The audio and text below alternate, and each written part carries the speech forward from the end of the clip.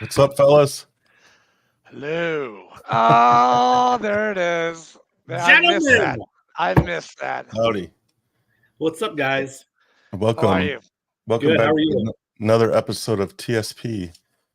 Got a lot to talk about here before we get to Mr. Angelo.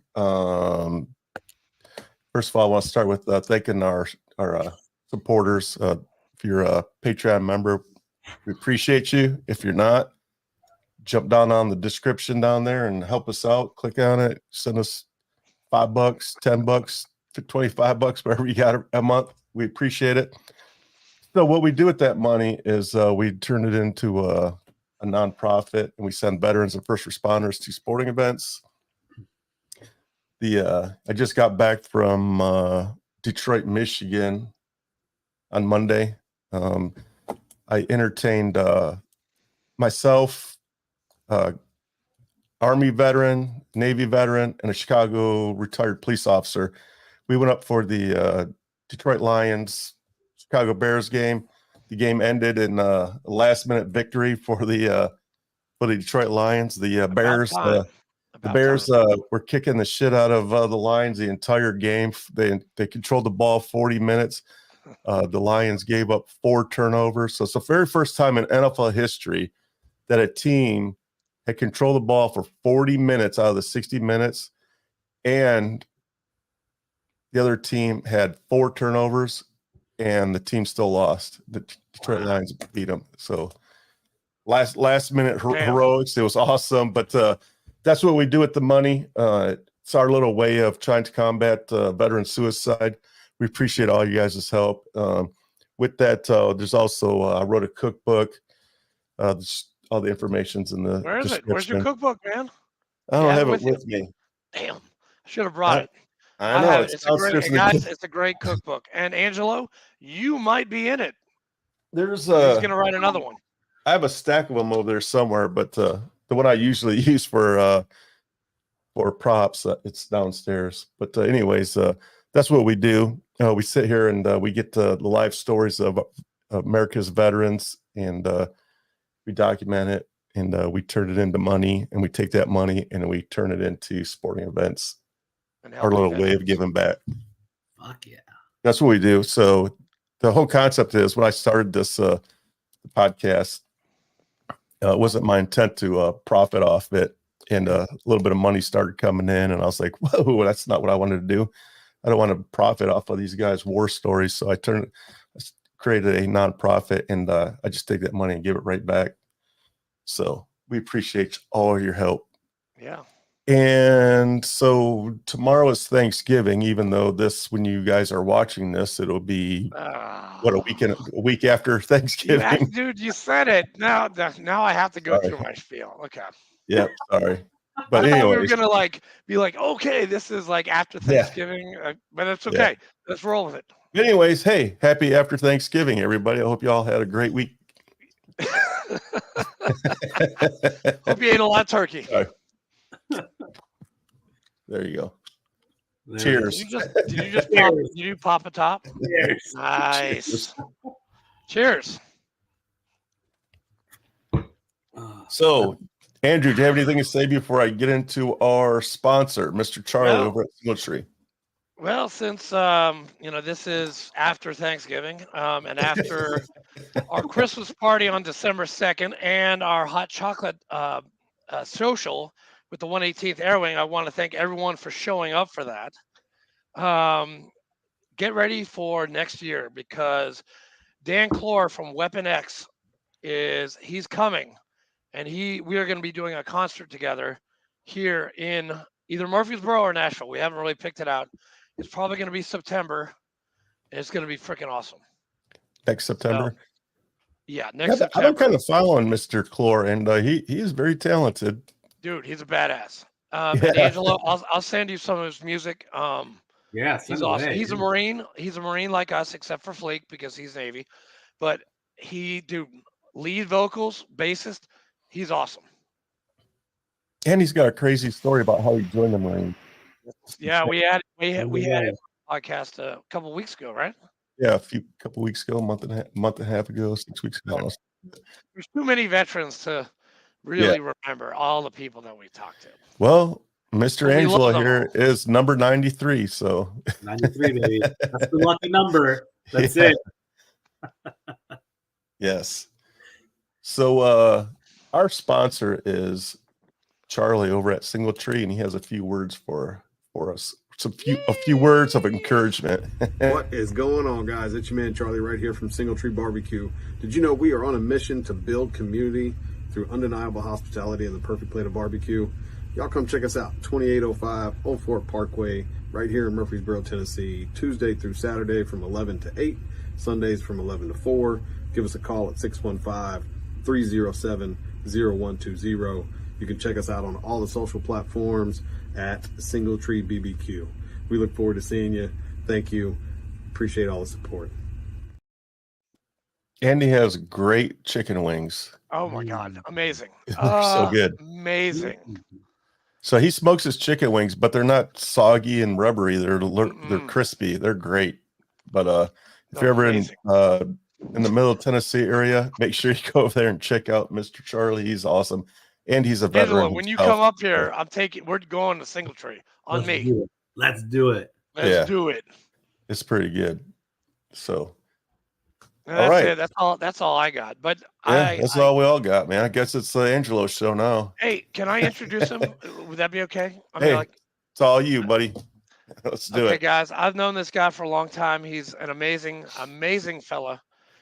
He gets the job done. He is probably he's a motivator. And do you think I motivate people? This guy motivates the shit out of anybody. Andy has sexy hair. And he does. He looks like Jason Mimosa. Mimosa. Or the hedgehog. He's a cross between hedgehog. Hey, I'll take it. Ooh, hedgehog. It's not the pedophilia part. That part I don't really need to be associated with. I don't know, man. Donnie O'Malley might be, second best now because this guy Angelo's looking pretty good tonight. Sorry, Donnie. If Jason Mimosa and the hedgehog had a baby, it would be Angelo. It would be. Hopefully my acting career is just as good. So, without further ado, Angelo, who are you, sir? Guys, thank you so much. First and foremost, thank you for having me, but also thank you for what you do for our veteran community. I think that's super awesome that you guys take what you guys receive and put it right back into our community to continue to prevent veteran suicide. So thank you so much for what you do. Thank you. It's our pleasure. We applaud you because that's always needed. We need that. Second, of course, my name is Angelo Martinez, not to be confused with Ron Jeremy Jr. or Jason Mimosa, Jason Momoa's stepson. I served 8 years in the Marine Corps. Hoorah! Originally from New Jersey, and I currently reside here in South Florida. Excellent. Where'd you go to high school? I went to high school in Coconut Creek, Florida. Coconut Creek? Yeah. Ooh, that's pretty down there. I like that. You know what? It was. I'm originally from New Jersey. Oh, okay. I was going to ask you if you ever experienced a winter. Oh my God. Whew. You know what's funny? The worst winter I've ever experienced was in New Jersey. We lived on a hill, and we lived right on top of a pizza place. And there was a week where it snowed something obnoxious, and there was so much snow that it covered the entire first floor. So it looked like we lived on the first floor, living on the second floor. Like we could jump out the window and land in snow, which was basically snow and garbage because that's all New Jersey was at that time. Is just trash everywhere. So, but yeah, I'm originally from Jersey, moved down to Florida. I went until I was like 15. My mom remarried, met my stepdad, sent me down here, and I joined the Marine Corps fresh out of high school. Yep. Well, that's unfortunate. No, it's not. No, it's not. It's hard. He's an 03 like me. I could have joined the Navy, and I could have gotten married to another man, and just Oh, I knew that was coming. I knew it. Ooh. which there's God not damn. a problem. There's no problem with that. I chose the Marine Corps infantry. It's not a big Yuck. deal. Oh boy. So you went to Paris Island, San Diego. Yeah. Where'd you go? I went to Paris Island, where the real Marines are made. That's right. And then, I graduated September 19th.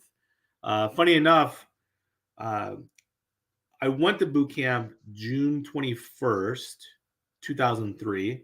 Graduated September 19th, 2003. My nephew just recently graduated in September. He went June 21st. I went graduated. June 21st, 2003? 2004, a year after you. Because I'm a boot, dude. Ah, I'm a boot. It's okay. you're a pretty boot. You're pretty I'm a boot. pretty boot. That's right. Clever. Eat that. I'm a pretty boot. Yeah.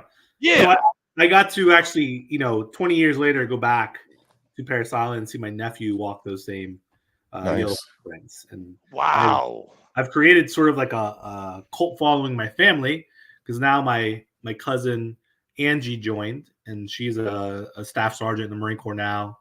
And then her brother joined, and he's somewhere in Okinawa.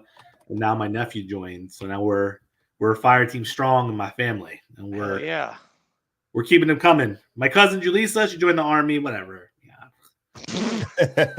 We couldn't believe that she would do something like that, but Yeah. the weak ones always fall through the cracks. It's okay. Ouch. You hear that, Army? He just called you guys out. Yep. Eat it. So yeah, Paris Island. I graduated September 19th, 2003. Went to SOY. And obviously Marine Corps Infantry. I joined. You are an 03. 0311. And what is that for people that actually don't speak Marine? What is that? It's an I know. infantryman. It's an That's infantryman. right. That's right. It is the backbone of the Marine Corps. It is the tip of the spear. Tip of the spear. It is the That's where they put people that failed all the tests. yes. Whoa. Yes. Well, We were made to lead, not read. All right. Oh, okay. I You're got you. smart, but I'm strong. hold on, Angelo. Do you remember your ASVAB score? Because I remember mine. I'm gonna No, tell mine you. is I'm low. gonna tell everybody what I got. What'd you get? I think I have like a 33 or 34. Okay, I 54. was low.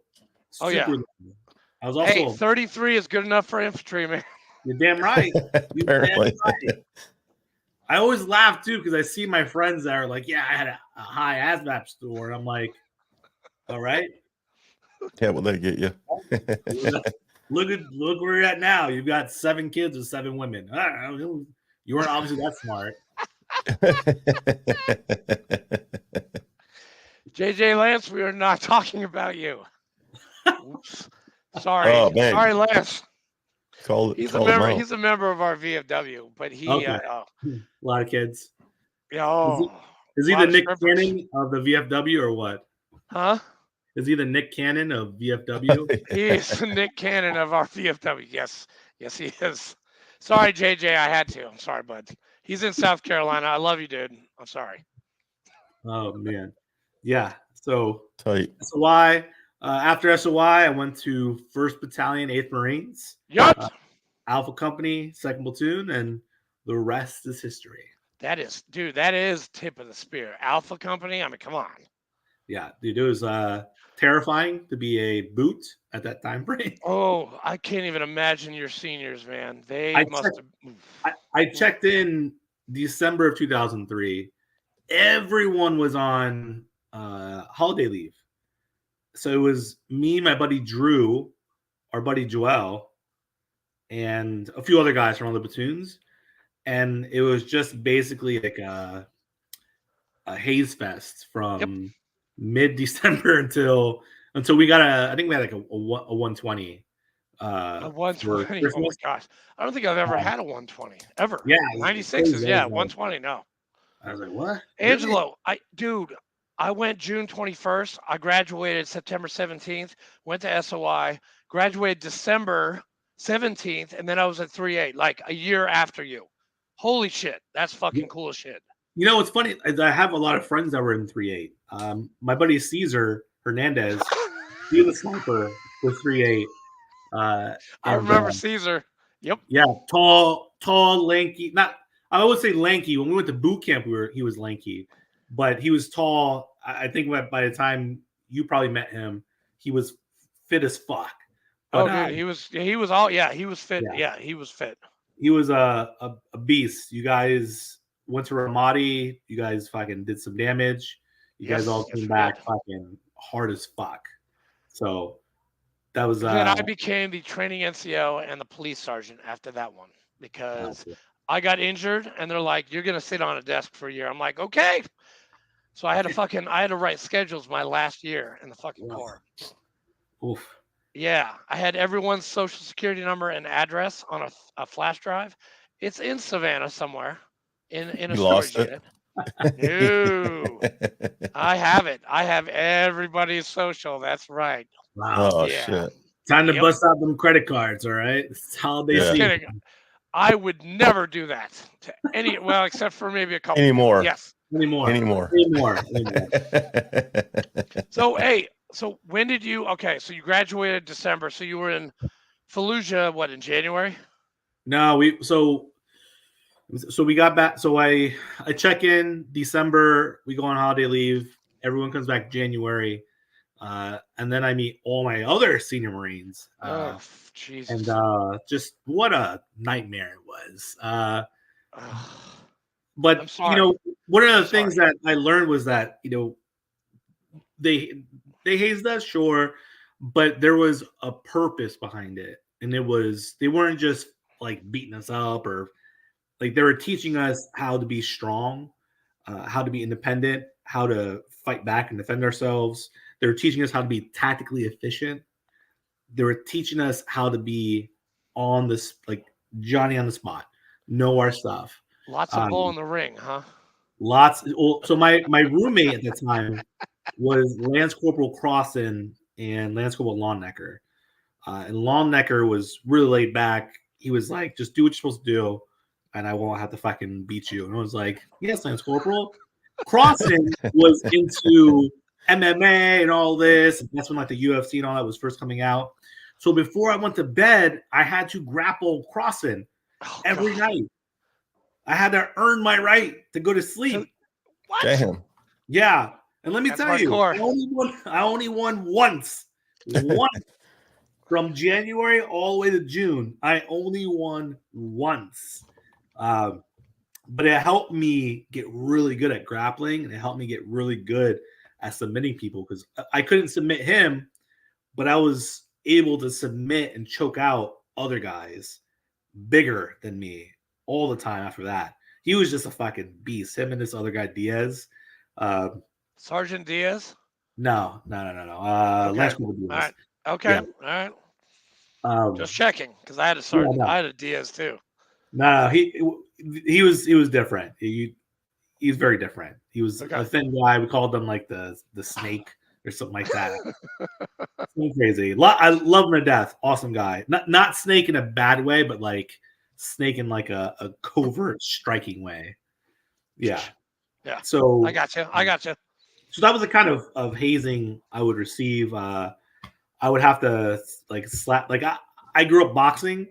I didn't tell anybody because I don't like to brag, but I knew that people were getting slapped and punched and stuff like that. So when the time came for me to get slapped, they wanted me to slap box or box somebody. I did, and they discovered that was something that they could not compete with me in, because I'm good. I'm a good boxer, and that was the last time they actually tried to slap me. They can grapple me, but when we stand up, they cannot.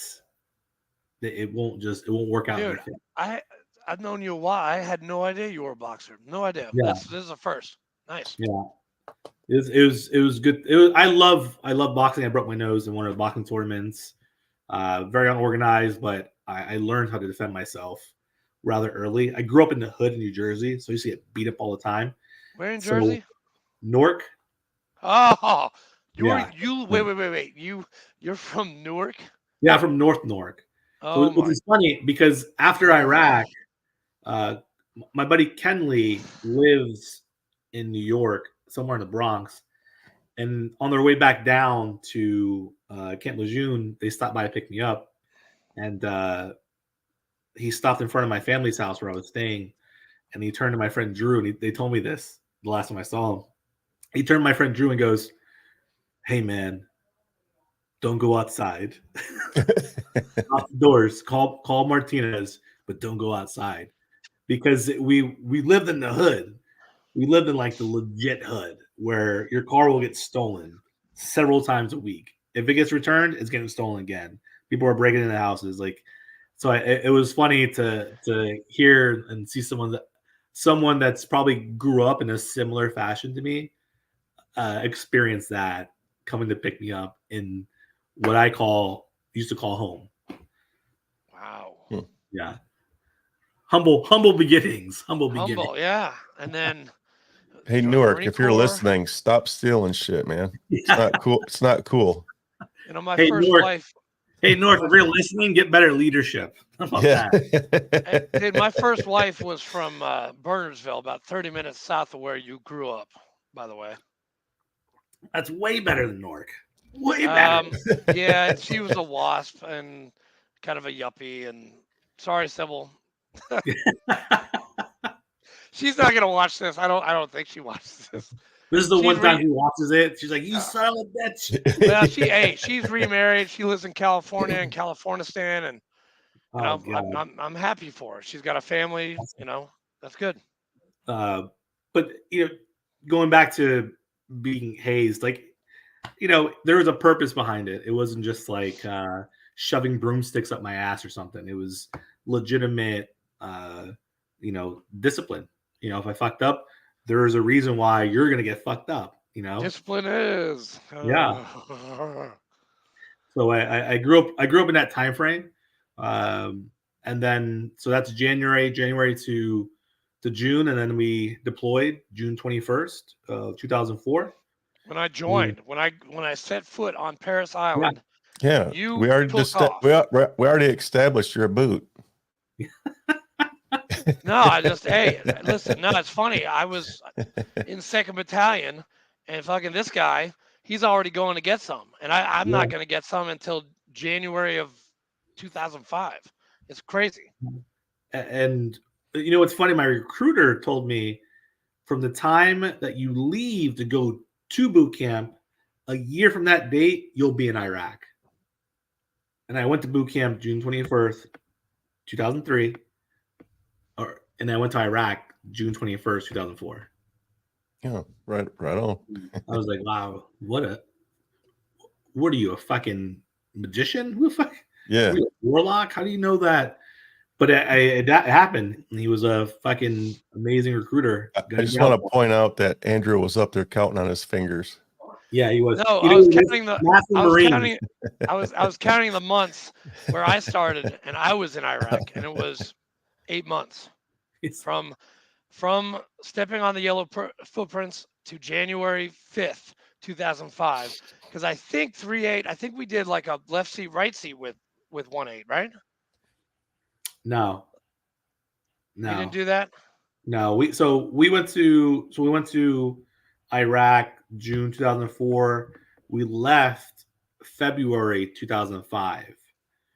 I don't remember the unit that we did left seat, right seat with, but it wasn't 3-8. What is left seat, right seat? It's left seat, right seat. Basically it's just the oncoming unit kind of shadows us and joins us like on patrol and stuff like that, so they can get a feel for the atmosphere of what's going on. So then when we leave, we didn't leave them empty-handed. We left them. When we get there, we know what to expect, sort of. Yeah. So is it like a handoff? Yeah, it's like a handoff. Yeah, it's a handoff. It's a warm, or it could be a hot handoff. Or a hot, yeah.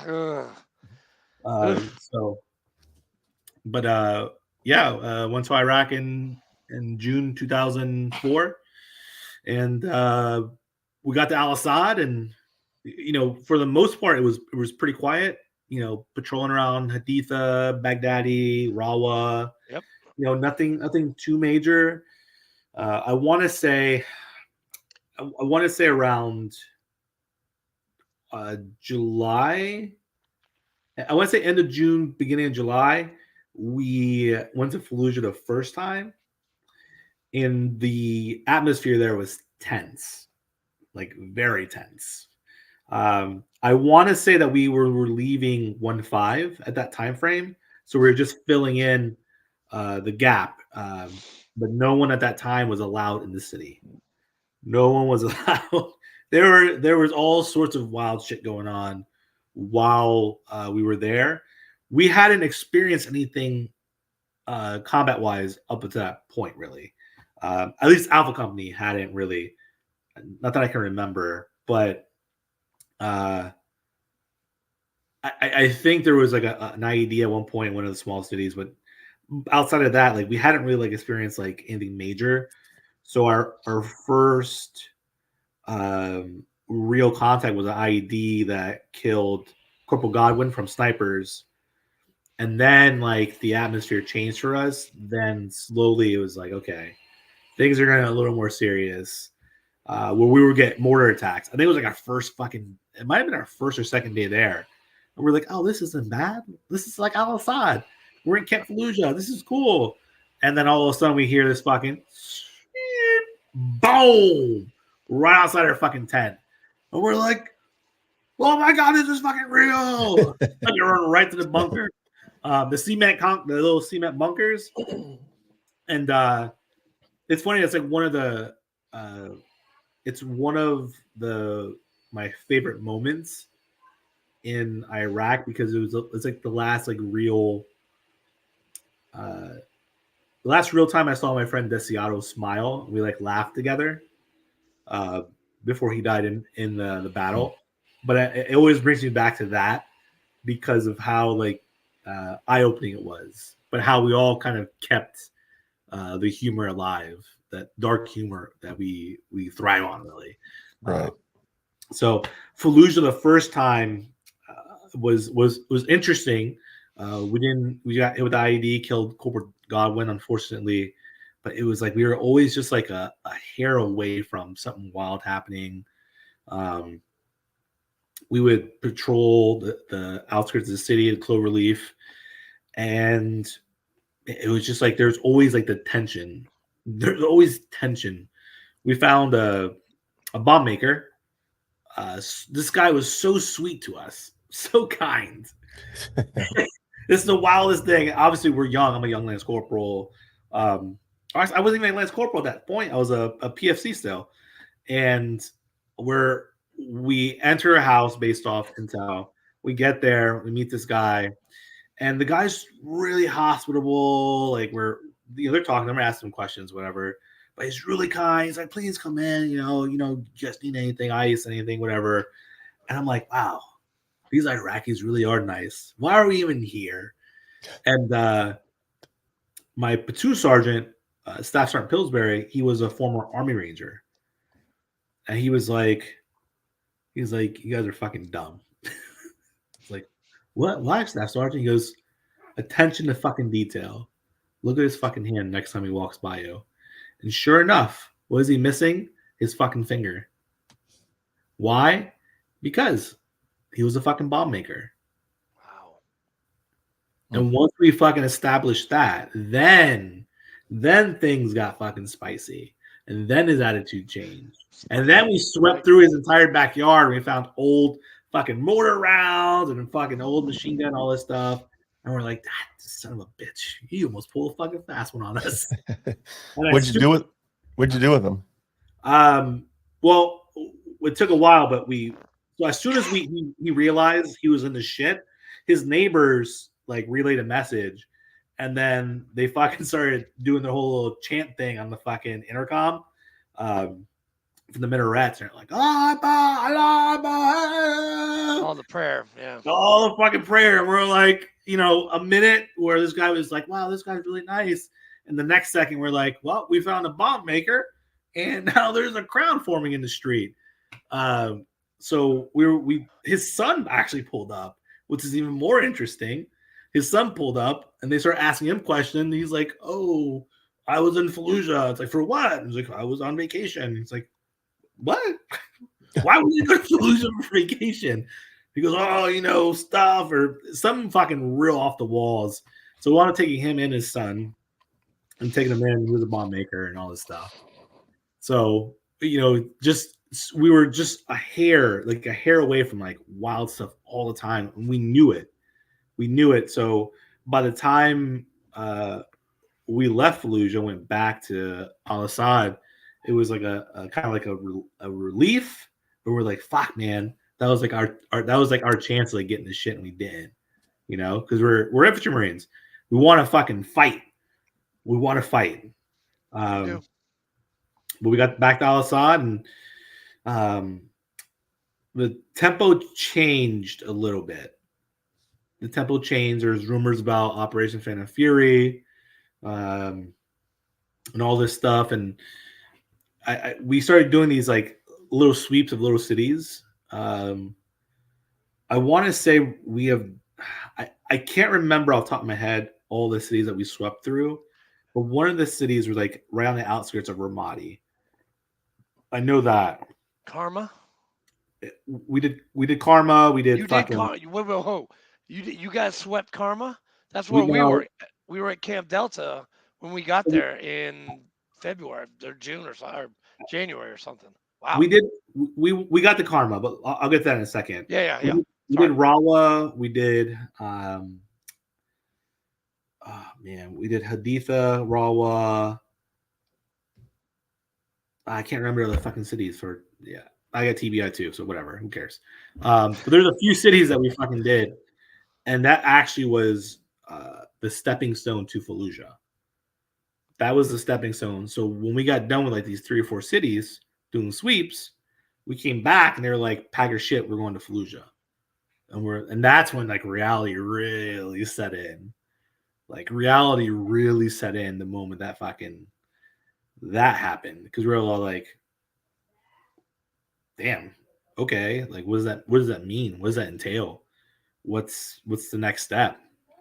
So you have motherfuckers that are like taking, because in Al-Assad, I will be very honest with you, it was sort of a vacation.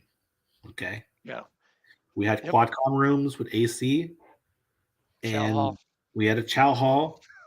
There was a gym somewhere around. Yep. There was everything. I worked out of that gym. Yeah, there was everything you needed. And we lived kind of nice for a little while. I'm not gonna lie. I was like, wow, maybe Iraq isn't a bad place to raise kids, but it wasn't. It was a temporary joy for us,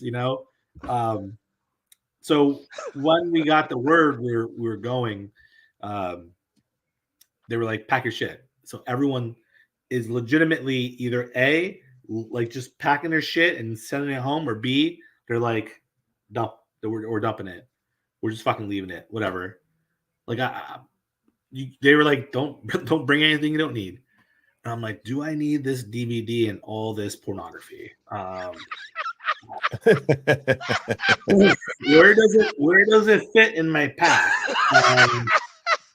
My pack is already like when you pack your fucking ruck so tight that it's like nothing else. If you put one more thing in it, it will fucking explode.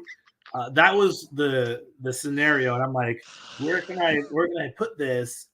And so I had to leave all that, and that's bullshit.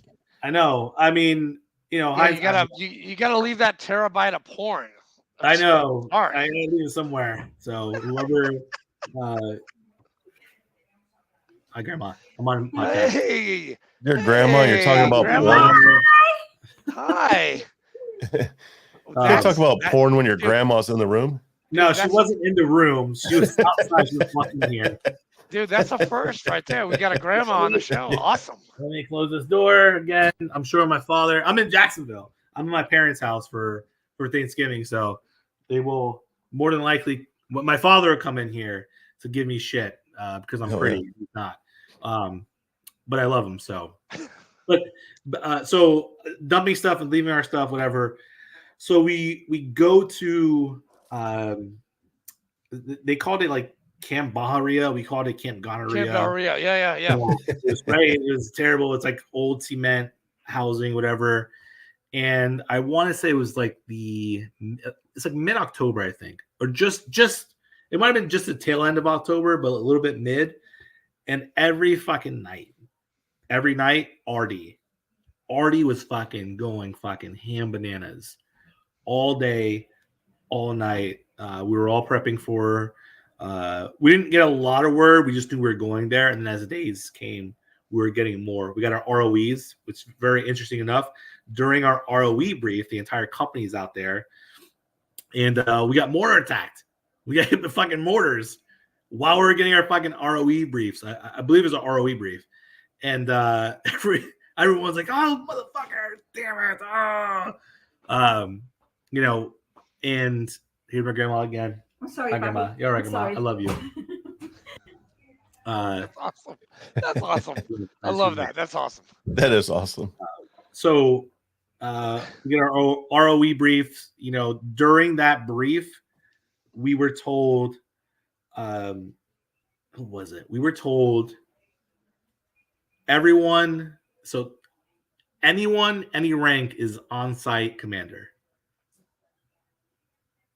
So anyone can call an airstrike.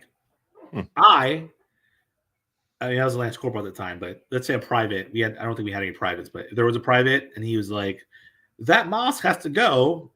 Perfect. Let's drop a bomb on that fucking mosque. Let's fucking level this fucking hotel. Let's drop warheads on foreheads on this guy that's fucking sitting out there.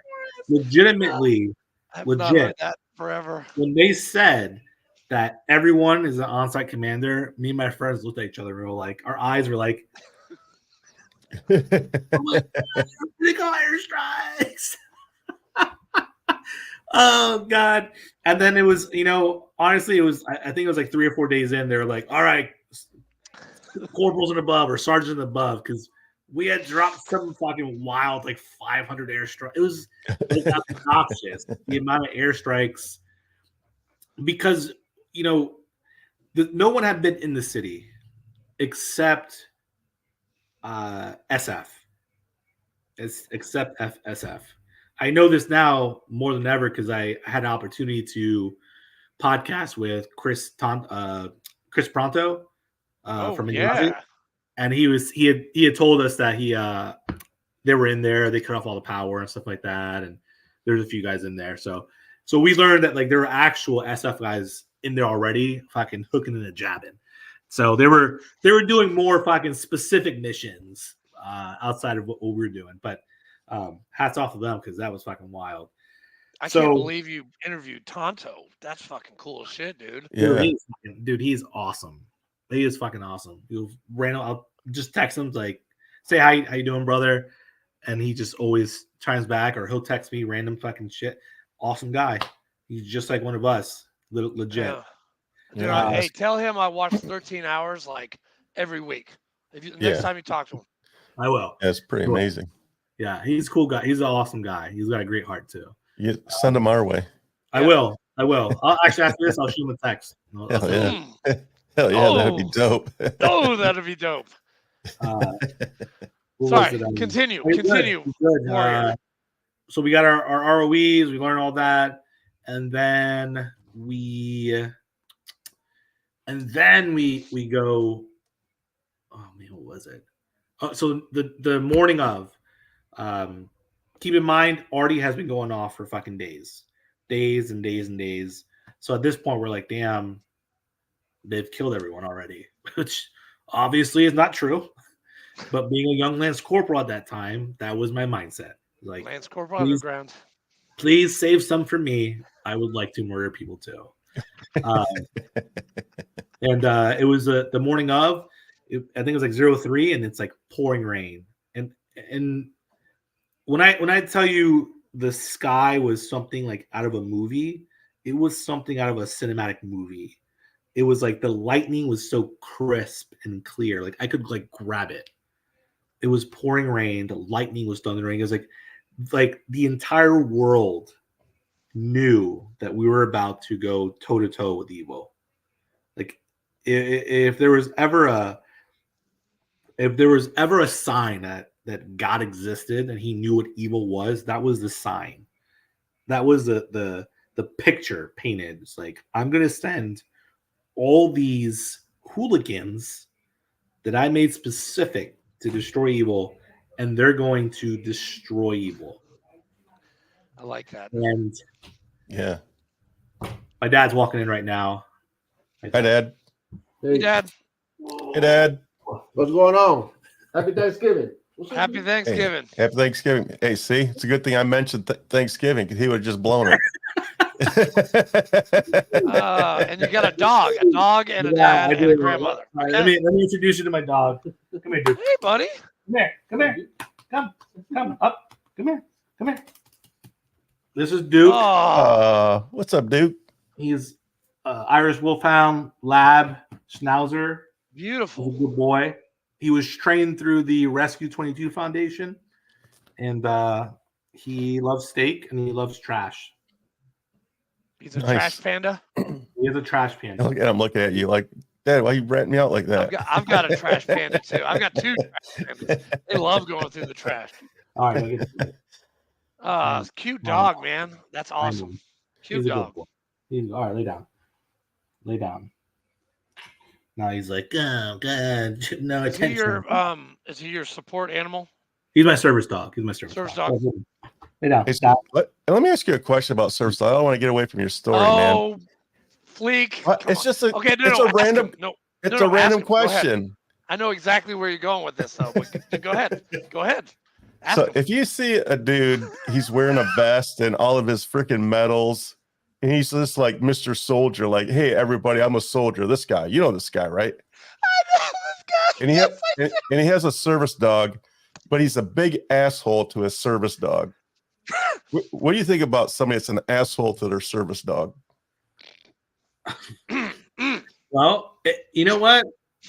This, Can you describe what this asshole does to be the asshole to a Yeah, he service puts dog? a choke collar on his service dog, which It's I've never heard. oh, it's terrible. of a Terrible. The way he choke treats collar his dog being on a is service terrible.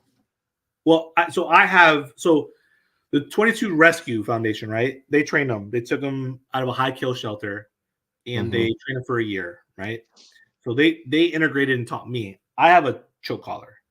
You do. It's a prong. It's the prong, but it's obviously it's not to fucking like hang him or anything like that. It's very That's it's what uncomfortable he for them. does. It's No, he does uncomfortable that. for him when like hey, sit. He doesn't sit. Slight tug and he sits. Yeah. It's not painful. It's not. So you don't like wrench No, it. of Okay, course not. good. No, I have a prong collar for my dog. My dog is a German Shepherd, but I don't No. scream at my dog and jerk on it like rip his neck off. Like it's just it's just a little tap, and then he's like, "Whoa!" You see that face? Like I asked myself, I'm like, who would want to kill you? Who would want to kill you? I wanted to murder him when he ate lobster shells, and then he. Oh, yeah.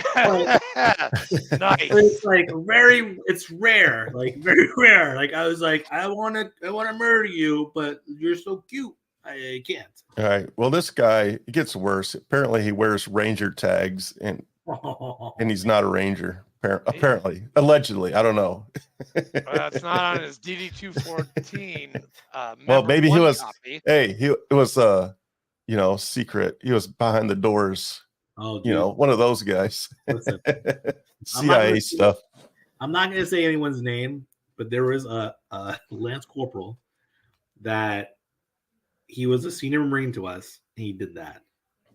Ooh. And he checked into the unit Ooh. with Vietnam ribbons on. Yeet. And when the gunny, when the gunny actually came up to him and asked him, "What the fuck are those?" He was like, "This isn't on your SRB. This isn't." He's like, "Oh, it's classified." Boy, oh boy.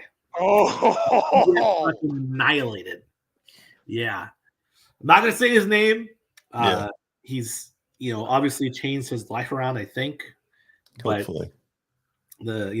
he is Wow. It just Very reminds interesting. me.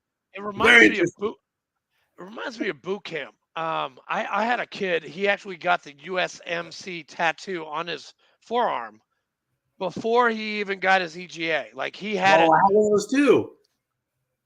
I had a Dude. one of They my left. we had a recruit that got the eagle of an anchor on his chest. No, we did not. Yeah. And the drills was like, what the fuck is that? You think you fucking earned that? Man, that kid fucking cried. I think he cried for like a solid month. Dude, this kid did he scuzzed every single deck in Paris Island. Like they did a beach campaign, like all the fucking he went to every single sand Andrew, I don't know if you know this, but one of our guys did that. And not only did he get the EGA before he earned it, he got it tattooed on backwards. And who was wait, huh? Who? I'll tell you after we hit. Wow. Yeah, yes. Oh. Wow. I'm not going to mention any names, but I will after the show, after I hit the end recording. Yes. Oh shit. That's right. Because the eagle of an anchor, I believe if it's on my left side, it has to be going to the right. Yeah. It has to be going. What is that? Yeah, the anchor. Yeah, I have it, and the anchor's going this way. Yeah, so it goes. Yeah. Oh man. I wasn't gonna get the dual things, and I wasn't gonna get the doves on You the doves on your hips. Remember that? The swallows? Was that it? You get doves right here, or Swallows, the stars right here and here. You get those swallows. I don't have any tattoos. None. I'm the anomaly in the Marine Corps of not getting tattoos. I know a guy like that. I saw all my friends get terrible ones. I'm Yeah. like, I look at them. I'm like, I could have drawn that for you.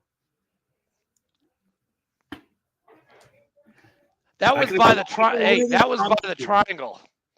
Oh yeah. Talk about a classy establishment. Very classy. Triangle. Amazing. Fleek, if you ever get to Camp Lejeune, got to go to Triangle. I'll tell you a quick story. Yeah, I'm on it. It's on my list. The one time I went to the Triangle Inn, I met up with the third platoon. Third platoon was known for their fucking party shenanigans. Yeah, they're so a bunch of fucking war dogs. So get me wrong. These guys I would fucking fight with any fucking day. But I go meet them at the Triangle Inn. And I'm there for 15, 20 minutes, chit-chatting, stuff like that. And then this Marine bursts through the door and he's like, I just got mugged by a hooker and her pimp. And I'm like, well, that's my cue to go. And I'm done. He got mugged by a hooker? He got mugged by a hooker and her pimp. And her pimp. Nice. That's when I realized that maybe I shouldn't hang out with them this often. Dude, you are cracking me up, dude. Seriously, my stomach hurts from laughing so much. Jesus. Oh my God. It's terrible. But going back to Fallujah. Going back to Fallujah. Oh my God. So I can't remember how the time frame went just leading up to the actual entering the city, but I remember there was we went outside the perimeter. We were behind a bunch of fucking tanks. We had to dig some fucking skirmishers in this fucking hard ass fucking ground. It was pouring rain all day. It was fucking miserable. And then I want to say it's around the 9th or 10th, or I want to say the 9th, going into the 10th. And Bravo and Charlie are basically they've entered their assault positions. I think if that's the last concealed place. I think I can't remember off the top of my head. But up to that point, we were you can hear the battle going on. You can hear fucking Artie, you can hear fucking tanks engaging, you can hear all sorts of fucking shit going on. And it's fucking pitch black out. And now Bravo and Charlie are about to fucking breach the city. They told everyone to stand by because we had 2 pallets of 25,000 pounds of C4 land on the berm. The insurgents made like a man-made berm all around the city. So this C4 was strategically placed and landed from, the planes. And this explosion was so fucking big. Like we're far. We're like on the edge of the city, but we're far away from it because obviously the positions. But that thing fucking went off. It was like a fucking earthquake, like was happening. We're like, holy shit! And then Bravo and Charlie breached, and the entire side of the city fucking lit up like the fucking 4th of July. It was probably the most terrifying and most exhilarating and most Marine Corps thing I'd ever experienced in my life was watching Bravo and Charlie breach the city, because now they're fucking fighting, and now you can hear over the radio what the fuck is going on. And now you can hear, oh, someone's got a casualty. And now things are happening. Things are real now. So like we're like, oh shit, this is fucking crazy. Like this is really happening. We didn't do anything specific that moment, but we knew we were coming up. Like it was our time was coming. And sure enough, we got on the AAVs. I want to say probably later on that night. And our Sergeant Major Hope, or no, First Sergeant Fry, I'm sorry, came over to the intercom. We all loaded into AAVs, and he wished us happy birthday, Marines. And we fucking drove right into the fucking heart of the city, into the government compound. And we, in the AAVs, you can kind of see outside because we had some guys on top versus just standing security outside. And we could just kind of like see like the city inside, and we're like, this fucking place is fucking mangled. We got to the government compound, and we cleared it out. There was no resistance in the middle yet. First and third platoon took their place, and I want to say it's like probably around like 6 a.m. We saw a few guys run into the mosque right in front of us, and they said, don't open fire, because they were running into the mosque. And shortly after that, the first fucking RPG fucking went off, and it was bananas. After that, it was fucking balls to the wall. It was fire. Go ahead. Is that when they fired? Like in the video, they're firing on this mosque. Like, and it's like coming apart as they're like, it's blowing up. So Fallujah is the city of mosque. There's something like obnoxious. There's like hundreds of mosques in Fallujah, which by the time we left, there was probably not many left. There might have been 1 or 2 left. The other ones were your tooth fell out. It did. Sorry. Got that. Party tricks. Yeah, that's why. Hey, it's from hockey a long time ago.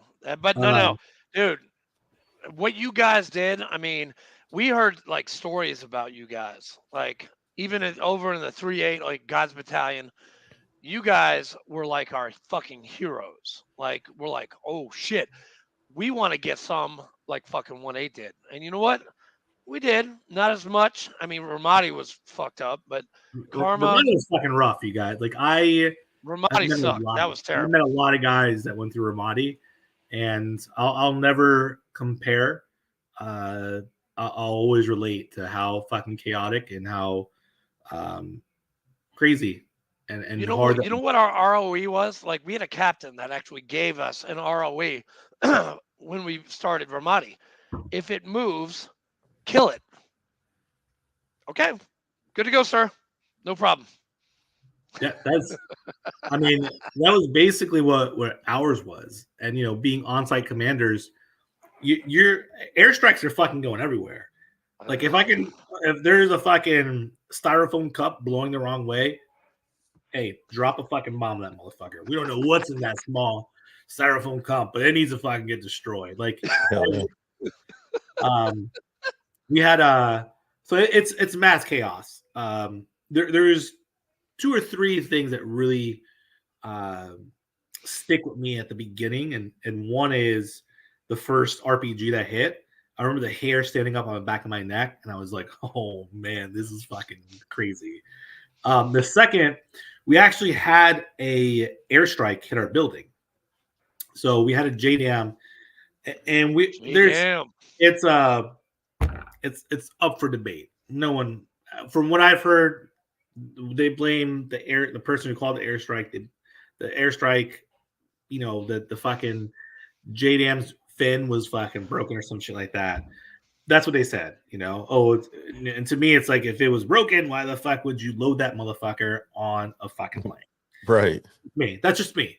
But so it landed and it hit the courtyard of our building, and what it did was it sent asphalt up 500 feet in the air, and you know what goes up must come down. I'm inside the building. I'm in the window. It pushed the blast, the blast, pushed me and Dayton out of the window. Upstairs, there are asphalt the size of cars landing on everyone upstairs. Damn. And you can hear it, like just like thuds, like, and you're like, holy shit. And then you hear the screams. And then you hear the fucking like agonizing pain. And we had a piece of concrete land on this guy. I think it was Corporal Brown. I think it was Corporal Brown. And basically, he had concrete land on his arm and his rifle, and it fucking destroyed. Like, his rifle was in pieces. His arm was like this. Like, it was fucking crazy. You know, it was. Like, that was the first thing that really stood out to me. It was like, oh shit! Like, if that RPG hitting that building didn't get me, like seeing him come down the stairs, actually seeing all the Marines rush to him to get him on a fucking the stretcher, rushing out to get him on a stretcher, and then run his ass back downstairs under fucking wild fucking sniper fire. That fucking got my attention. So his arm was mangled. Like, it was like broken in like something like 16 places. It was shattered. And then the third one was, I don't remember why we were going to AAV, but I want to say it was like the next day. And I think I want to say it was Bravo Company. My friend Naranjo, I can't remember if it was Bravo or Charlie. I want to say it was Bravo Company, but I could be wrong. If it is, I apologize, but either Bravo or Charlie. But he had his... What was his name? Naranjo. You had a Naranjo too. So did I. Wow, this is kind of... Yeah, Naranjo, he went to SY with me. He was one of my good friends. Yeah, Jorge Naranjo, he was from New York. That's crazy. That's crazy. Yeah. Jesus. I didn't know we were so similar, sir. Didn't know.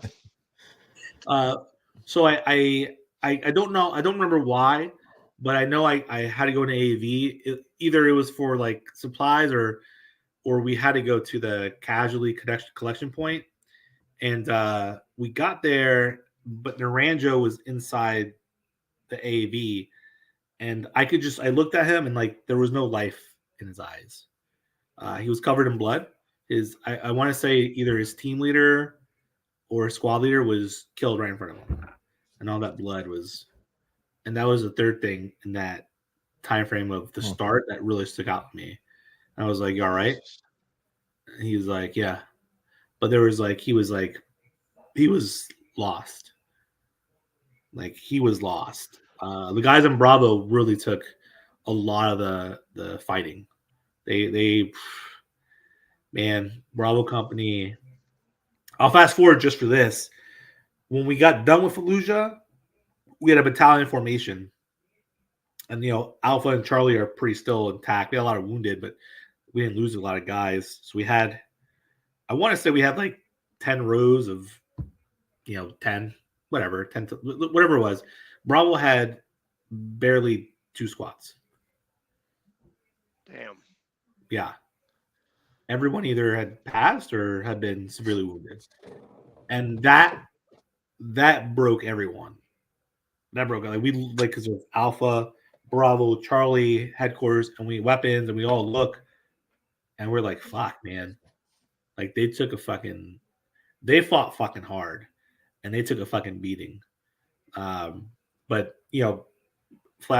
going back to, what I was saying, like, those are things that really stood out to me at the beginning of Fallujah, was watching people around me get fucking hurt. Yeah, that it hurts. Yeah, I empathize with you, man, because we lost 17 in Ramadi, and I knew all of them, and 14 of them are buried up in Arlington, and it sucks. It really does. But we're war fighters, and I mean, did Berger get rid of like the whole 8th Marine Regiment, like 3-8, 1-8, 2-8? Like, he got rid of all of us, right? Like 2 years ago. 1-8's back up. 1-8 is back up. Okay. Yeah, 1-8's back up. Because my guys are gone. Like, and Berger was my battalion commander in 2004 when I fucking got there. Yeah, we had a Berger for battalion commander at a second deployment. Was it the commandant of the Marine Corps who just retired, like in June? No. Okay. Because we folded our colors like 3 years ago, and I was at the ceremony at Lejeune, and it was just a sad day when 3rd Battalion 8th Marines, like, we've been around since 41. 1-8, you guys have been around since shit. When the hell were you guys started? I don't fucking remember. Like, we were fucking around. I don't think we had a major impact in like the Vietnam War, but I know we were in fucking obviously Lebanon because we were fucking yeah. But that it's crazy to look at some of the battalions that have been kind of like disbanded, and some of that are like coming back now. Yeah, it's like it just kind of shows like how, I don't know from a infrastructure point of view, like higher up, why you would remove any Marine Corps unit or any job in the Marine Corps. I think they're all so pivotal. They're all important. Like the scout snipers, the tanks. Yeah. Dude, tanks were fucking, man, if we didn't have tanks, our fucking lives would be fucking hell. We'd probably still be there fighting right now if we didn't have fucking tanks. Do you remember how cold it was in like January in Iraq? Like, we would get warm. We would get warm behind a tank because we were fucking freezing. Dude, there was the first day what we call winter. It was like it was something like 130 degrees out, and then that night it dropped to like 40 degrees, and we were all like not prepared for this. Like, I cuddled with men. Okay, I'm not ashamed to say this, Fleek. All right, not ashamed. Yeah, let's hear it. The Navy and me came out. I was just like, all right, I'm going to embrace these guys. It was so fucking cold. Terrible. Oh, yeah. Oh, man. But so, Angelo, we could talk about Fallujah till the fucking cows come home. I mean, and I can listen to your stories because I wasn't there. We heard stories like when I got boots on ground in Karma. We're like, we heard about you guys. We heard about what you guys did and how much fucking fighting you did. But I want to get to like your other deployments. I mean, we're at like an hour. We could go for forever, and I think we will. I don't know. We'll probably go for another 45, depending on you. Like, dude, it's like it's like 8:14 in Jacksonville right now. So, are you okay? I'm good.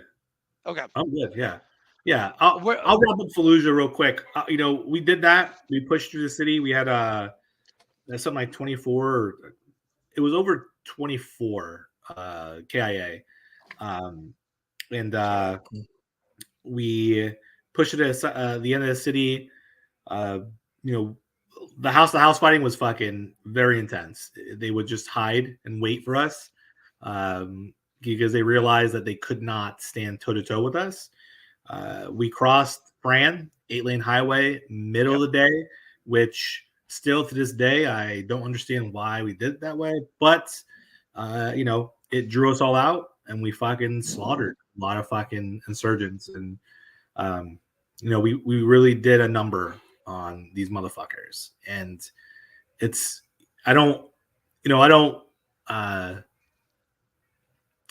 I know that the war just in general is just fucking, our government's a pain in the ass and they're fucking shady a lot. But, from fighting there and seeing the kind of evil that existed, I'm proud to have removed a bunch of pedophiles and a bunch of fucking heathens from this earth. So after Fallujah, we left. We went to Abu Ghraib, which was a nice.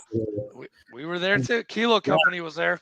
Yeah, nice. So it's funny. We left, went to Abu Ghraib, and then on our way out, I think it was like the very next day after we left, they attacked the base and they breached the fucking prison. And then we were already fucking back in, outside at that point. We were like, oh, damn it. Like we could have fucking stacked some bodies there. But, we got back in February and everyone was fucked up. Everyone was fucked up. Everyone. I didn't know this at the time, but I had severe TBI and severe PTSD. And that started my drinking problem. And we had, I think it was something like 90 drug pops. Yeah. And no one batted an eye. No one fucking cared to ask, like, hey, why did 90 of these fucking soldier sailors Marines fucking pop on a fucking drug test? And they'd be combat ineffective if they actually tallied those up. We had the same situation, 3rd platoon, because you're a bunch of fucking animals. We're doing coke and fucking smoking weed, and we had a drug test the next day. And you know what? Everybody failed except for like the lieutenants and the captain. And they lost the results for some reason. Because I remember, because I got nut tapped back to fucking California. I got nut tapped so hard waiting for a piss test. I remember that day. And Ron, dude, he did this, and he just went back, and I just was on my knees in 2 seconds. Wow. You know what's funny is what set all this, that is terrible. What set all this off was someone mentioned that there was a party out in town and that Marines were fucking getting high and fucking doing all sorts of shit. So we had a random health and comfort drug test. We're like, what the fuck? And oh man, one of the NCOs knew, and he was trying to help his Marines get through this. And he was, and one of the fucking, our gunny was freshman at freshman at the drill field, and he's like, something to sit well with him, and he's like, this guy, I think it was a courier, comes out with his piss bottle, and he's like, let me see that. And he grabs it and he goes, what the fuck is this? He goes, piss, gunny. And he goes, piss isn't cold. And he took it and he fucking slammed it on the fucking floor. I guess they were dipping their fucking cups in the fucking toilet water. And they got caught. So now everyone has to do a fucking piss test again. And this motherfucker lost his mind. He lost his motherfucking mind. So yeah, that happened. And then, we actually wound up pushing out a bunch of Marines, a bunch that were combat meritorious corporals, a bunch that are fucking like combat Vs, all this shit. Pushed them out. We had a guy that got fucking dropped to fucking PFC. He was literally about to get promoted to corporal. They dropped him all the way to PFC, and then I think like the next month he got his Navy Com with a V as a PFC. Like all these guys were fucking war dogs, but that just showed like how fucked up we were. We were so fucked up, I was Were averaging. you guys so fucked up that you would take a boot camper, put them in between two mattresses, and throw them off the third deck? That was more 2003, 2002. That was more that. At this point, we were a little more professional about our fucking tactics. You know, we were a little more professional. You know, I look at that time frame and we're so fucked up that we weren't functioning at our highest capacity, right? And you know, I look back at that and I'm like, man, you know, I was not that great of a leader when I stepped in. Because my brain wasn't well. I was averaging like an hour and a half of sleep a night. You know, I was drinking more and more every day. I was having night terrors. I was all sorts of fucked up, and that all played a part in how poorly I led Marines. I did my best with what I could do, but you know. We went on our second deployment on the MEU, went over to, you know, Jordan which MEU? The 24th on the Iwo Jima. Went over to Jordan. We hung out outside of Lebanon during that whole little crisis thing. And we came back. I re-enlisted. I went to officer candidate school to teach. I taught officer candidates how to be Marine Corps. I taught officer candidates the basic of Marine Corps infantry. No, I had no idea. Oh man, wow, I had no idea, man. Yeah, greatest job in the world. I met some of the most fantastic guys in the world. Funny enough, in that section, like when I re-enlisted, they told me because I re-enlisted so late that I would have to go cut grass in OCS. So I was like, you know, fine, whatever. All the drill field, all that shit's fucking filled. I go there and I'm introduced to the sergeant major. I got to check in, and Sergeant Frida, this giant machine gunner from 3-6, comes down and he goes, "You Martinez?" I'm like terrified because he is a very big man. Yes. Just to give you kind of like the scope of it, he received the NAM with a V for picking up the entire weapon system of the Mark 19, moved it 150 meters by himself, placed it, and fucking waxed a bunch of fucking insurgents. I That's heard a about thing, that one. man. I heard about that. That's That a came heavy out. weapon, man. That is heavy. Jesus. This motherfucker is big. And he towered over me. He was like, "You Martinez?" I'm like, "Yeah. Yes, I am, Sergeant." And he goes, "You're going to be Yes, I am. Yeah, I was terrified. And he takes me up and meet all these other infantrymen. You know, because at that time frame, that's 2007, everyone's fresh back from the Fallujahs and Ramadis and Mosuls and Jaffs. Some of the I was fresh on the 2-2 MEU at that Yeah. point. and Damn. interesting enough, somebody came out and they asked us about how our deployments went. Yeah, and they didn't believe us. They legitimately did not believe. You know, I thought my stories were fucking wild. You know, you had guys that were going. There's a Marine, Casey Watson. I want to say he was like 1-2. Casey Watson. He got locked in a house in Ramadi with 9 insurgents and killed all of them by himself. Yeah, killed all of them. Then chased the last one into the field and killed them by himself. Holy shit.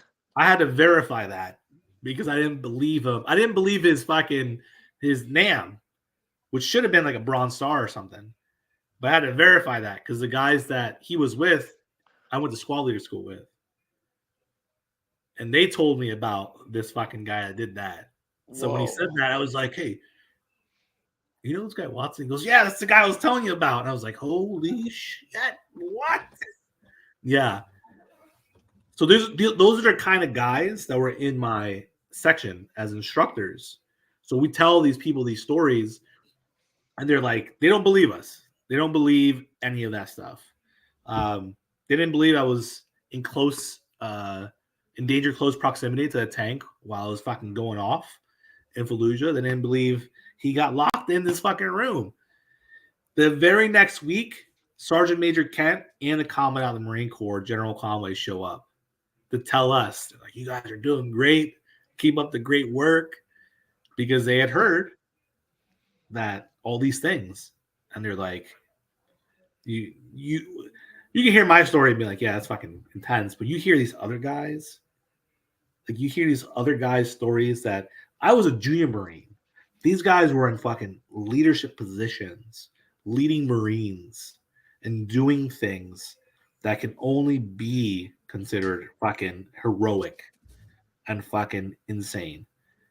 And they had come out and like basically just gave us a pep talk and encouraged us, and they left. It was very interesting. So I did that until 2010 and went to 1-1. My life fell apart eventually because I was averaging an hour and a half of sleep. I was drinking, and I was just fucked up. I was like really fucked up. So eventually I got out of the Marine Corps, May 2011. Went back home, and again, I'm fucked up. I didn't know it. I entered the nightclub and the strip club industry, womanizing, drinking, and doing drugs. That's something I felt I was good at, and it was rough because I was trying to fill this void with all these short-term things. And eventually I got sober. I met somebody that was sober. I dated her. She got sober. I saw the change in her and I wanted it. So I wound up getting sober. And, I had to confront the lies that I was telling myself to start. So I had a spiritual experience with God. I could not shake. I never believed in God. I never believed in Jesus. I never believed in anything, nothing spiritual, nothing, not an angel, nothing. And I had this spiritual experience with God that I could not shake. And I realized that God was real and that he had been pursuing me this entire time. And that literally changed my heart overnight. So I went from nightclubs and strip clubs to youth ministry. I went to high school ministry, like that. And that kind of started the change in my life, right? Because I've learned all these things the first 30 years of my life, and now I have to unlearn them. I have to unlearn all these things. And I'm 9 years sober now, and I'm still unlearning a lot of these things. Being sober and clean, I still went through a divorce. I still went through all these, traumatic things. My ex-wife brought a man to my house while I was there. And I felt so unstable that I realized that I had to leave. And that was May of 2019. By August of 2019, and in that time frame, I was homeless. I was couch surfing. I was living out of my car. I was driving to New Jersey from Philadelphia to go stay with my sister 2.5 hours away. And by August, my sister was like, make a decision. You either go back to school or you go work for American Airlines. And I was like, all right, I'll go back to school. So I moved back down to Florida. I started in school. And things got really dark. I was with my best friends. I lived with my best friends. And even living with my best friends, who weren't Marines or anything like that, they're just good, solid men in my life that loved me and just cared for me. Even during that time, I was still lonely. I was still feeling isolated. I was still really hurting. And I was pursuing my bachelor's in exercise science. I went through that entire semester And I remember like waking up every morning at like 3:45 in the morning and praying to God that just give me something. Give me something. Because I don't know what you're doing, but I need something. Like, give me something. Give me somebody. And my rationale to that was I wanted to get to God before everyone else did. Before the world got to him, I wanted to have my time with God. And I got to December and I had decided to kill myself because I was done. I was in this like season of like complete emptiness and dryness. And I was like, I can't do this anymore. So I decided and I made the decision to kill myself, and I was overcome with peace. So much peace. Like all the problems, all the sadness, it all went away. Like that. And I was like, oh, that's good. So my roommate left, and I got up to go get his gun because I didn't have a gun at the time. I got up, and as soon as I got up, this guy Wade called me. And Wade was a Marine I met the month before. And he asked me if I would come shoot a video with them because they owned a supplement company at the time. And I was like, well, beats what I'm about to do. And no one's going to be here by the time I get back, so I can still make this happen. And he didn't know me. What does he fucking care? We don't care, right? They don't know me. So I go to the beach. I dress up as a Christmas elf, and we raid the beach as Navy SEAL Christmas elves. And I had so much fun, and I was filled with so much joy that I came back home wet, cold, sandy, and I sat on this broken futon, and I was like, I don't have to kill myself anymore. I don't have to die. And it like instantly clicked. I was like, man, I need to get next to these Marines and these soldiers and these sailors. Like I need to like actually get. So I attached myself at the hip to them, and I wound up working the front desk at this guy's gym, doing admin stuff. And then he was already in the fundraising side of nonprofits. I started learning how to raise money. I got introduced to Irreverent Warriors that February. That's where I met Andrew. And I realized that it wasn't that it wasn't so much that all the things that I'd experienced were holding me back. It was that I was missing the camaraderie component in my life, and that I couldn't do life alone. And that God had actually given me these people. He gave me Matt Chenworth that I randomly met, who introduced me to Wade, who was the Marine that called me and introduced me to all these other things, right? So this entire time was just having faith that God was going to show up in my life in a way that I just couldn't see. He works behind the scenes, right? So I entered Irreverent Warriors. I do the Irreverent Warrior thing. The next year, I become the South Florida coordinator. And Hell of a hike, dude. That was Yeah. awesome. That was yeah, fucking it awesome. is. Every year it gets kind of wild. I wound up, last year we raised $100,000 for Irreverent What? Warriors. Wow. Yeah, we did because the way I looked at it was, and this isn't a knock at any of the lead coordinators. You know, a lot of them look at, all right, I'm just gonna hike. I'm gonna host a hike once. That's it. That's one event a year.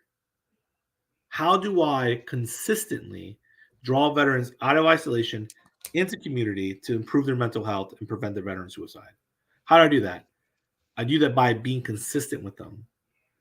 And that's what we did. It was okay, let's try to do more events. We would, hang out with them. We'd have dinners. We'd do all this other stuff. But the main ingredient was being consistent. If you're consistent with somebody, you're going to build a strong reputation. They're going to see your character, and they're going to see where your heart is with this. And that's why consistency is so important. So, we do Irreverent Warriors. and last year we really did we were a little wild. We had DJ Guantanamo Bay, who's a Navy veteran. We put him on a flatbed truck, and he was our mobile DJ up and down Fort Lauderdale Beach. We had Ray Cash. Man. We had Damn. Navy SEAL and motivational speaker Ray Cash come out. He spoke. All the veterans there loved it, how inspiring he was, because he's going to have hard conversations and heart-to-hearts. And we knocked it out of the park. And, this year has been a little tough because I started med school for chiropractic medicine in January, and I underestimated the course load the first semester. I thought it was 4 classes, and it was actually 8 classes. Whoa. So I was there basically 7 to 7 every day. So I would leave to go to school like 5:45 because it's like an hour away, 45 minutes, hour away. Get to school by like close to 7. I'm in school 7. I leave 7. I get home 8:30, and then do it all over again. And while I'm playing the hike and while I'm doing all this, Wow.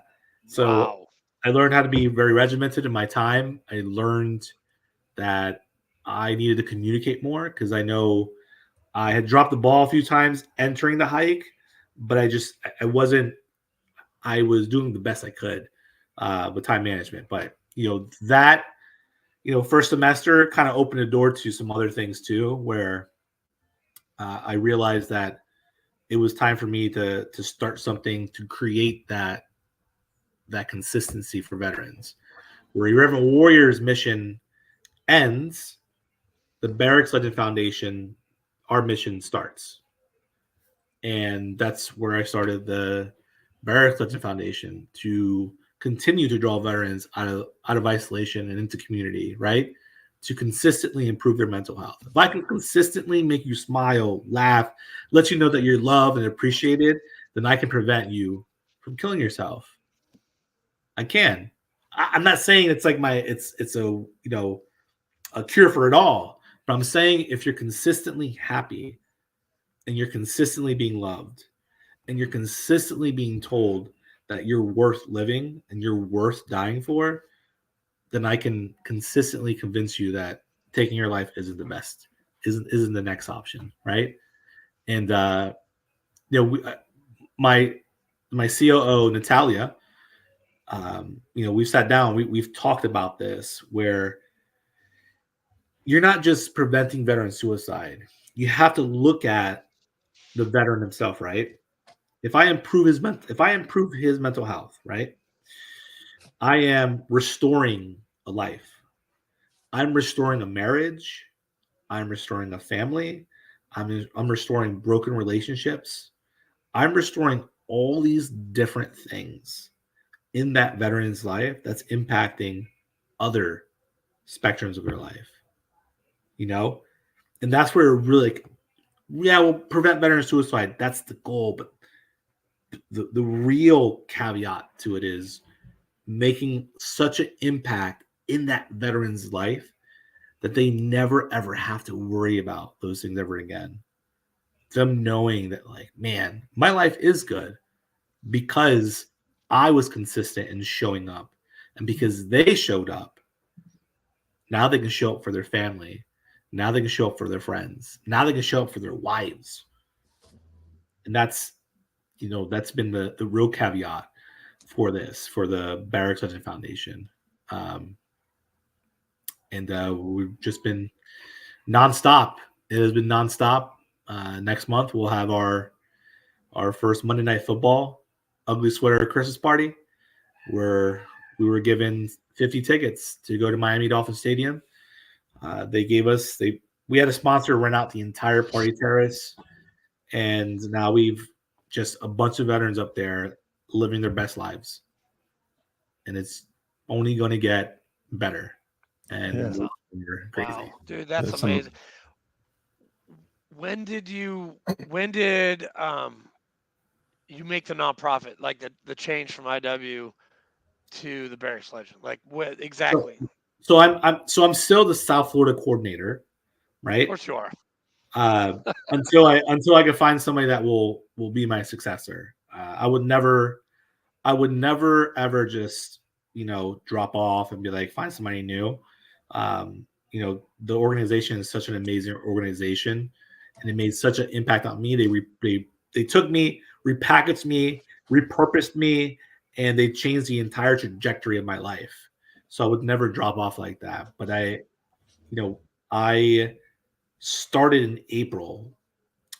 Started talking about Barracks London Foundation, and then we submitted the paperwork, and then we did all the stuff, and that's when that kind of like took off. It took off a lot faster than we real fast, a lot faster dude, than I like to think. You're doing amazing things. We've actually got a guy down there that we definitely want to hook you up with. You probably know him, Matthew Wiz Buckley down in Boca. Yeah, I know of him. I haven't met him, but I know of him. No Fallen Heroes. He came up here a couple months ago in his jet to our Murfreesboro airport, and No Fallen Heroes. It was great. You guys are like trying to save lives, and it's awesome. You definitely need to meet him. And I have Fleek has all his stuff. I have all his stuff, and we would definitely like to share that with you. He's a great dude. Yeah, absolutely. Absolutely. And he would definitely be impressed with what the hell you are doing, because I'm about to damn cry. One of the things that I can't stress enough is, and I'll steal this from Tiffany from Forever Warriors, is collaboration over competition. There's so many things that we can do together that we don't have to compete. There's no point. If your ultimate goal is just money, then you're competing against yourself.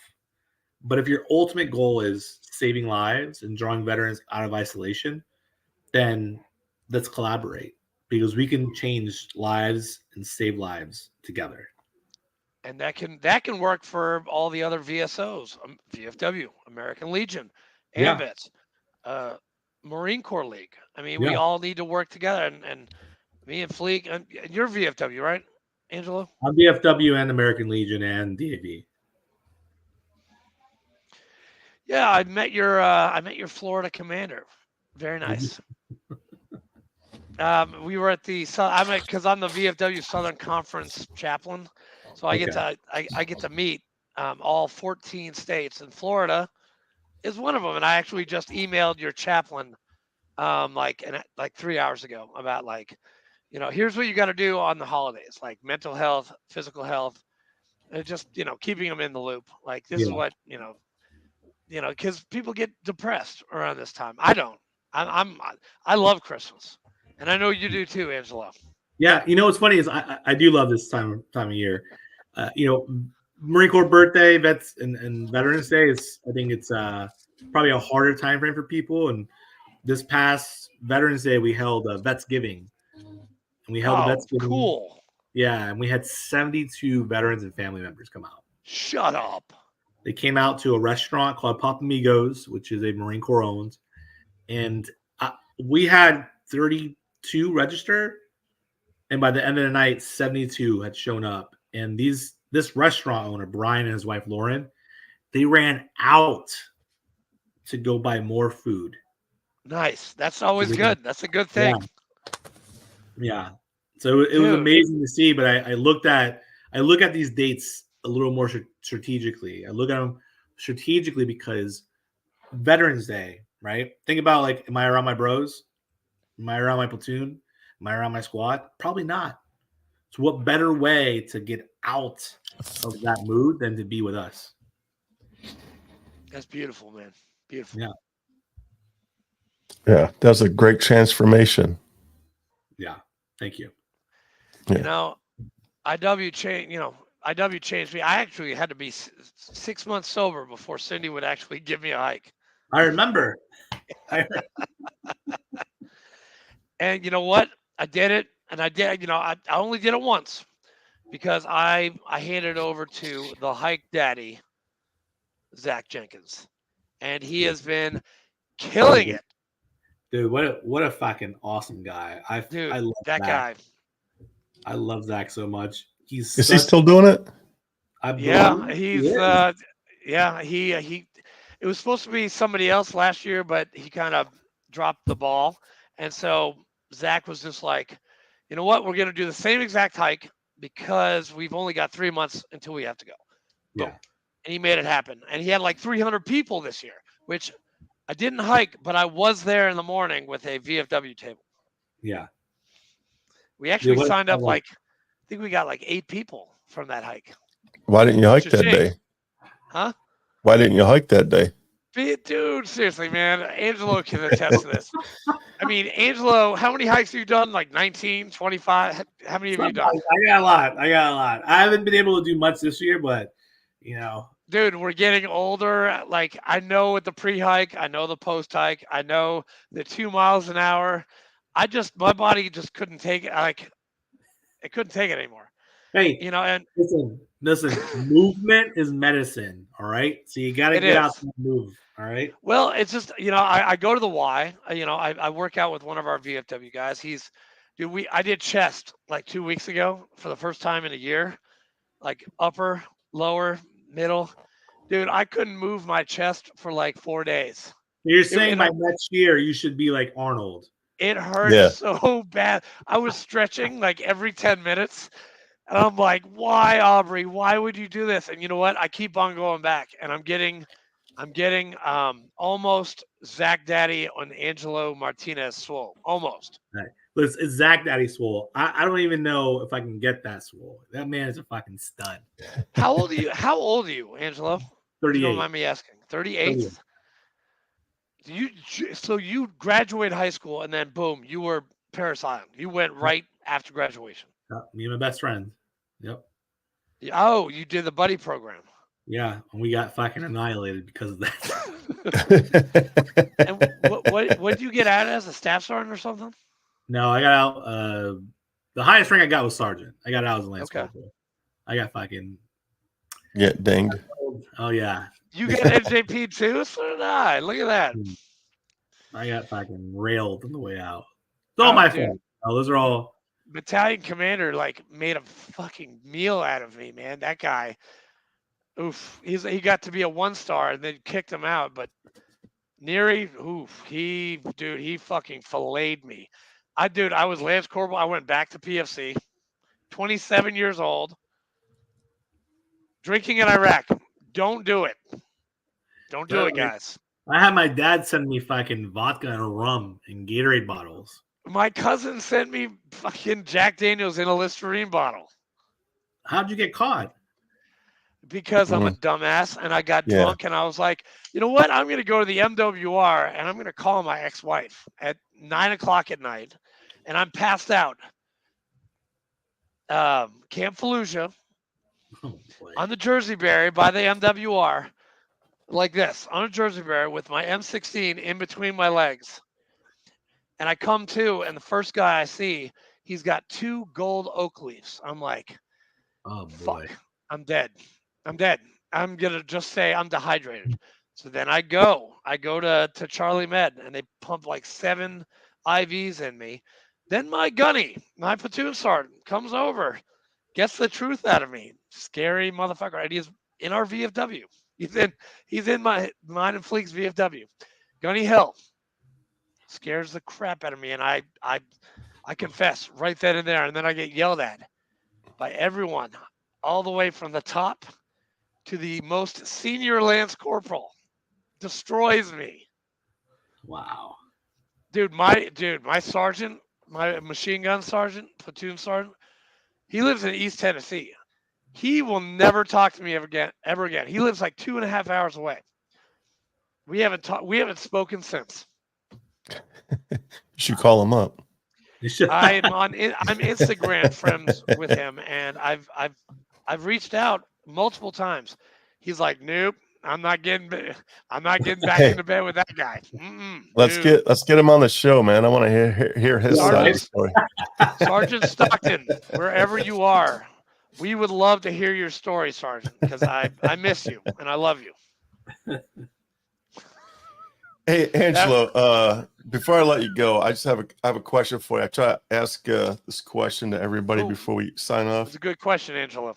So What do you think the most important thing that civilians should know about veterans and their experiences? That's a great question. Wow, that's good. Okay, let's see. What is something that civilians should know about veterans? I would say that one thing that civilians should know is that we are more than capable, and that we don't need handouts, and that all we need is a little love. That's it. Treat us just like you want to be treated. That's it. Got it. Wow. Or we'll fucking kill you. Simple. Whatever. Okay. The barracks legend will come to your house. That's a great You don't question. want that. That's really great because I've had people. Is that you? Or was that me? Who was that? Was that you? Well, that was me. My laptop's about to die. His Sorry. his OnlyFans account just kicked on. Whoa! Whoa! my laptop will actually die here momentarily. Okay. We'll keep it. Yeah, keep it short and sweet. Just I've been treated differently because I'm a veteran, and people don't know how to talk to us or just talk to us like other people, right? That's all. We're people. We just did some stuff that you didn't do. Not that it's bad, but we just made a different decision. That's all. That's all. It's not a big deal. Right on. Sorry, wife is. I think wife Katrina's is. trying to call him away. Well, Yeah. she's in MBA school, and she says we've been on for 2 hours, which only is an hour and 43 minutes on. Yeah, she's way off. She's way off. Way off. But hey, Angelo, I love you, dude. Love Flake, you, let's send this warrior, this 1-8 warrior. Let's send him packing. Hey, Angelo, I want to thank you from the bottom of my heart for coming on and telling us your story. You have a great story, survival. We're proud of you, and I'm super glad that you got talked off the ledge there, buddy. Yeah, We appreciate it. love Guys, you, man. I love you too, guys. I really appreciate what you guys do. Please continue to. I'll connect you with Tonto. And, I hope to get the opportunity to meet you someday, Fleek. Yes. Where you at in Florida? Fort Lauderdale. Fort Okay. Yeah, I'm planning Lauderdale. coming down. I'm planning coming down sometime in March. So I sent you a friend request just a minute ago. Come for my high. Come February 10th. February 10th. I might come down for it because it's It's you. gonna be Angelo. special. It's gonna be special. Trust me. Right on. Yeah. All right. We'll see what we can do. All right, guys. Love All you, right. man. I'm going to hit the end record button. Thank you, everyone, for Thanks, guys.